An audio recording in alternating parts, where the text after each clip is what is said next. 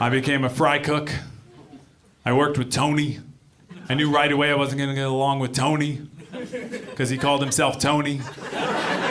Why would you call yourself Tony when you could be Anthony, which is sexy, or Antonio, right? No, I'm Tony. Hey, Tony, what's up? I didn't want to work with Tony. We started fighting right away. We fought over music. I wanted to listen to The Cure and Echo and the Bunnymen and the Smiths. Yeah.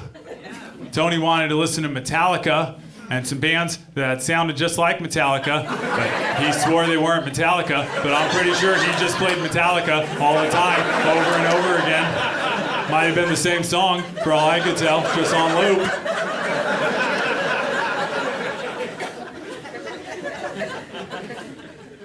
And what Tony and I did is we pressure fried your chicken. If you've ever tried making chicken at home, you wonder why it's not as good as Kentucky Fried Chicken. It's because they don't just deep fry it, they deep pressure fry it, which is a special thing. We would drop a huge thing of chicken into this giant vat of boiling grease, and then we would shut it and we would lock it in. And the pressure would build up and push the greasy goodness right down to the bone. So it's moist and delicious. But to get that chicken back out of there, you've got to release the pressure, which means you have to hit a button and something comes spraying out of it that I can only describe as grease steam. And grease steam is a phrase that should not exist. And the little valve with the grease steam, which way do you think it's sprayed? That way? No, because that might damage the wall of the restaurant. Boom, right in the teenager's face. It's cool, we don't have problems with our skin. It'd be great. My goal in life is to find the engineer that designed that valve and kill them. So I'm working with Tony with our giant vats of grease. And I was a terrible employee. I run to the back whenever I'm inspired to scribble down some words of poetry. Back there writing something Robert Smith derivative, no doubt. And then I come around the corner and I see something shocking. I see Tony, and he would appear to be standing next to the giant vat of boiling grease, holding his middle finger submerged, in the hot oil. Okay, your faces say that you want me to explain this. You want to know what the heck is really happening with Tony's finger and the vat of grease. And that's exactly how my brain felt at the time. What is this? My brain offers up, maybe Tony has a prosthetic finger. My brain says back to my brain, oh yeah, that's great, genius. We've worked with him all this time. We never noticed he had a prosthetic finger. He has shown us that finger on numerous occasions. We would have noticed.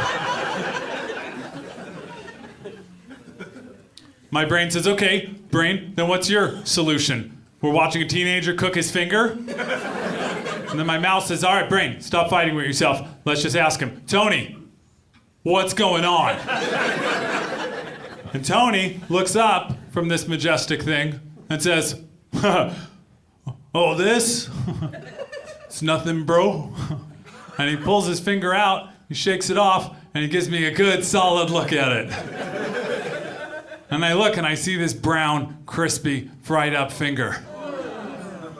And I almost pass out. The lights dim, I lose my balance a little bit. And Tony makes it worse.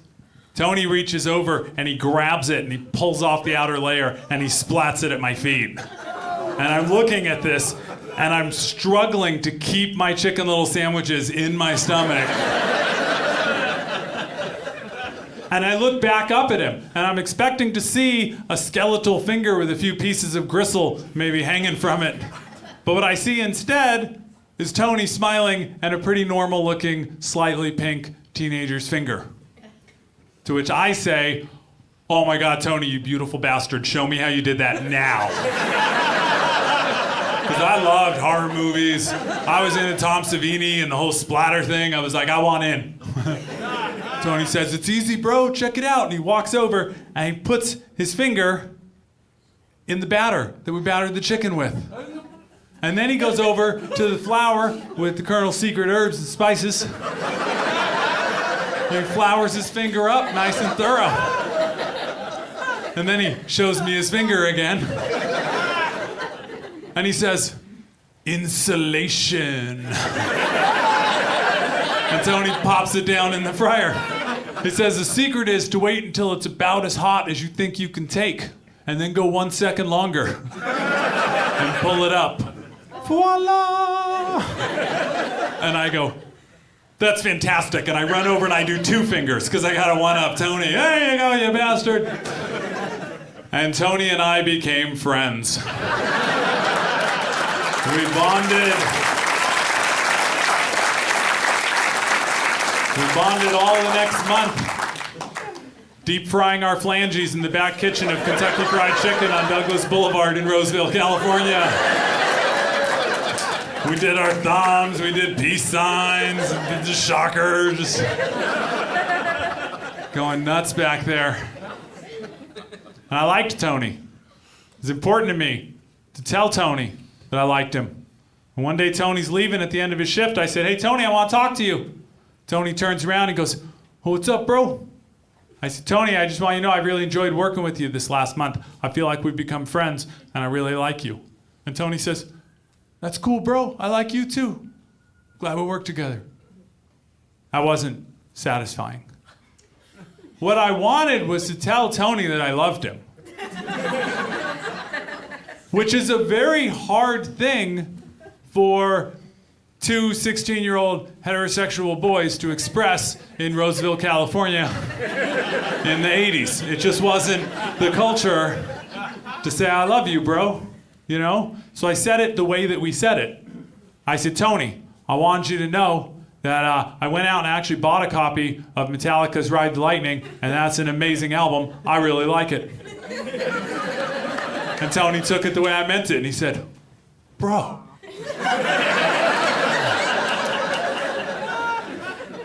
And then Tony said to me, hey, he looked around real quick to make sure no one was listening. Sometimes when you're not here, I put the Smiths on. I tell people you left it on, but I like it, bro. I like it. Morrissey feels, you know? Feels. That's as close to a hug as we were gonna get, you know? And then I pushed it one step further. I said, Tony, I think we're on the same page here. I think we both know where this is going, and I'm ready to take this to the next step in our relationship. Tony said, bro? I said, Tony, tomorrow I'm gonna come in and I wanna cook my whole hand. To which Tony said, and this is a quote, yes! Yes! Yes! Yes! Yes! Dude, yes! I'm coming in early and I'm gonna set it up, dude. It will be ready. I was like, damn, I got a pit crew. This is amazing. Let's do this, Tony. Appreciated his enthusiasm. I showed up the next day, and true to his word, Tony had gotten there early. And he'd like triple whisked the batter. Just whisking it till it was smooth like silk. And he'd been there sifting the flour over and over again. Just getting all the lumps out of the flour, just so beautiful and smooth. And my favorite part was him chasing the day cooks away from it. Get up off of that flour, that's Keith's flour. Back off, punk. I walk in, Tony comes over, he says, bro, we got you ready, but I'm gonna put it all in the walk-in so that it's cold, which will allow you a couple extra seconds with your hand under the heat. Tony, you are a genius. Moves the stuff to the walk-in, him and I go about cooking up some food, doing our thing. We come to a little lull. Tony says to me, you ready, bro? I said, it's a good day to die. Tony gets the stuff out of the walk-in, he sets it up, and then Tony, to my amazement, walks over and takes me by the wrist. And then Tony walks me, holding my wrist, over to the batter. And Tony submerges my hand in the batter and then pulls it out. And Tony gets down on one knee and he studies it front and back between the fingers, really inspects it to make sure there's no thick spots, no bubbles. Then it gets Tony's stamp of approval. And then Tony moves it over to the flour. And Tony puts it in the flour and he so carefully, gently flours my hand. You ever watch those cooking shows and you see a chef handling a chicken breast and all the women watching are like, if only he touched me like that.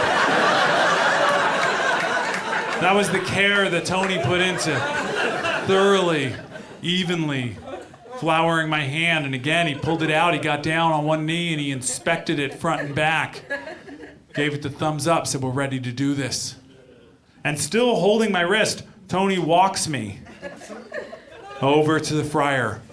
And he stops just a few feet short and then lets go. And it felt very much like a father letting go of his daughter on her wedding day.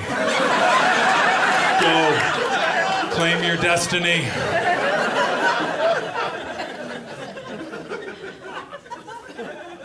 And there I was, standing with my beautifully battered and floured hand, holding it over a vat of boiling grease.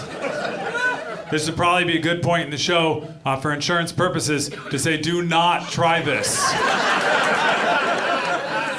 For insurance purposes, not for practical purposes, because if you're hearing this and going, yeah, there's no hope, I know you're going to do what you're going to do, because I'm you, I get it. I'm there, I'm holding my hand over this hellscape of boiling grease. My hand, my right hand, a 16-year-old boy's best friend in the world. And I have a first-person view in my memory banks of me lowering that hand into the boiling grease, watching my arm disappear at the wrist. I can't wait for senility for that memory to kick back around. You know? Did you take your medicine, Grandpa? Did I ever tell you about the time I cooked my hand? All right, that's a no, Grandpa, that's a no. My hand is submerged, and that's when Tony leans in and he whispers to me, Keith, don't leave it down as long as you would a single digit, because it'll keep heating up longer when you pull it out due to increased surface area. And that's when I knew what love was.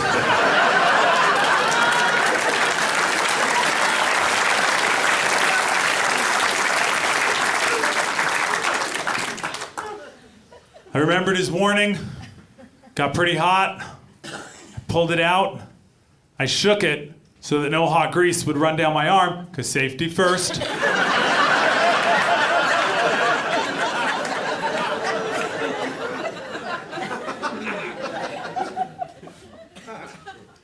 And then I held it up, and I looked at it. Now, ladies and gentlemen, I mentioned that I wrote poetry. I've been in a band or two. I've dabbled in painting. I'm a stand-up comedian, and I have written a book. I have yet to create anything that could rival the beauty of that perfectly browned, original recipe, Kentucky Fried Hand.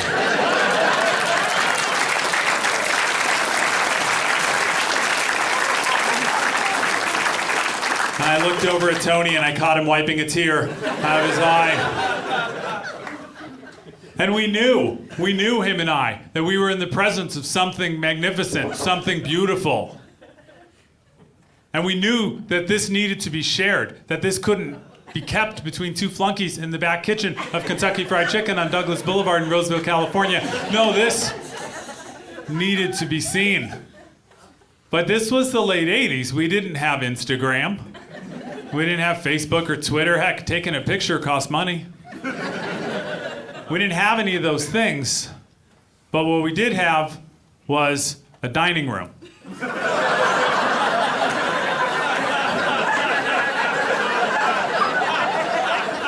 And I hatched a plan. I decided that in my apron and my cook's hat, I would grab my hand around the wrist and I would run screaming through the restaurant.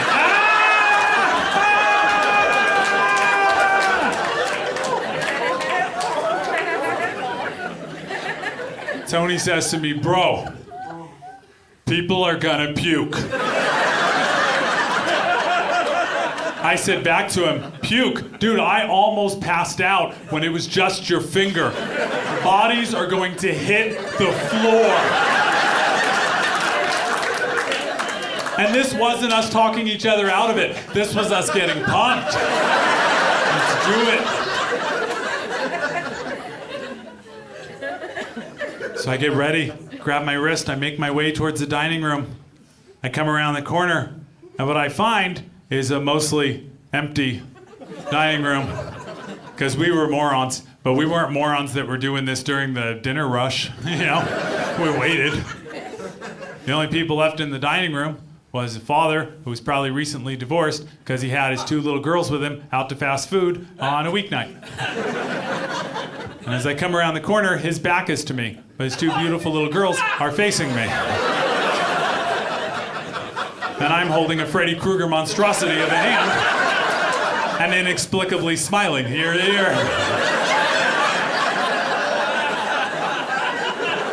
And I see their little eyes get enormous in their heads and both of their mouths open and neither of them can manage to scream. And they look at their father for help, but he's chasing that last little piece of coleslaw around a styrofoam cup with a spork and just not managing to get it. He's no help to them. They look back up at me, and all of a sudden my hilarious joke didn't seem that funny. So I just abandoned ship and went back on into the kitchen. Yeah, right. Not the right thing to do. Seemed like the right thing to do at the time. Only later did it occur to me how wrong of a thing it was to do. Here, little children, see mind-bending gore while you eat your dinner. Now watch me disappear slowly back into the kitchen. And please know that no one will ever believe you that this happened.